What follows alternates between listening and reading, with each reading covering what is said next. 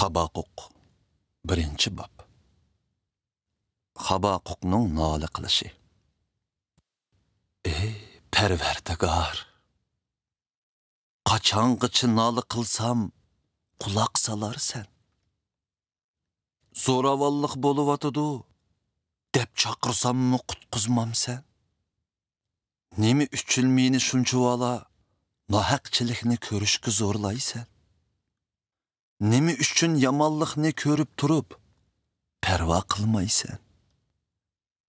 Qayoqqa qarasam ko'rgunim vayronchilik va zo'ravonlik. Hamma yerda jidal mojaro, urush talash.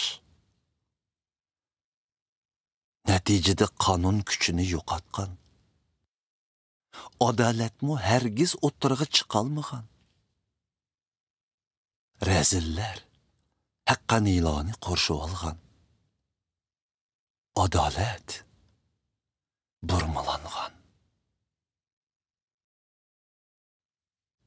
Parvardigorning javobi. Yot ellarga qarab beqinglar. Ko'rganlaringlardan hayron has qolasizlar. Men sizlarning bu zamoninglarda bir ish qilmoqchimanki, sizlar anglabmı ishonmaysizlar. Mana men rahimsiz ve qiziqqan Babil xalqini kuchaytmoqchiman. Ular jahonga yurish qilib, başqalarning makonlarini egilab oladi. Ular qo'rqinchliq, vahshiy xalqdir. Ular intayin haqqavur bo'lib, o'z oldiga fatvo chiqarishadi. Ularning otlari yilpizdan chaqqan, gugumdagi och bo'ridan ho'shiyordir. Ularning otliqlari yiroqdan chepishib kelib, o'ljini qamallash uchun xuddi burkutdek shung'ib tushidi.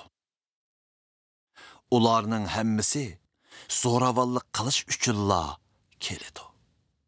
Qo'shinlar xuddi qumluqdagi bo'rondek bostirib kelib, qumdek hisobsiz kishilarni asir oladi. Ular podshohlarni masxara qilib, hukmdorlarni zongli qiladi. Ular shahar sepillarini ko'rib, kulishib ketadi. Ular to'pi dövüsü yasab, sepilg'i chiqib, shaharlarni ishg'ol qiladi. Ular shiddatlik bo'rondek tez kelib, tez o'tib ketadi. Ular o'z kuchini iloh deb bilgan gunohkorlardir. Habaquqning yana nola qilishi. Ey Parvardigor, muqaddas Xudoyim, sen ezeldan bar Xudosan. Shundoq ekan, biz yo'qolmaymiz. Ey Parvardigor, sen ustimizdan hukmingni yurgizishga Babilliklarni tayinlading. Ey Xudo, sen mustahkam qo'ram toshtursan. Sen Babilliklarni bizni jazolashga tiklading. Lekin ko'zlaring shuncha pokki, rezillikka qarab tura olmaysan. Sen yomonlikqa chidab tura olmaysan. Shundoq ekan, sen nima uchun bu makkarlarga chidab tursan? Rezillar o'zlaridan haqqoniyroq odamlarni yutuvatsa, nimishga jim tursan? Sen xalqlarni dengizdagi beliqlardek qilib qo'yding. Boshlamchisi yo'q, dengiz maxluqlaridek qilib qo'yding. Babilliklar qarmoq bilan ularning hammasini tutadi. Ularni to'r tashlab suzib oladi. Yaymi to'r tashlab yig'ib oladi. Ular xushalliqidan shodlanadi.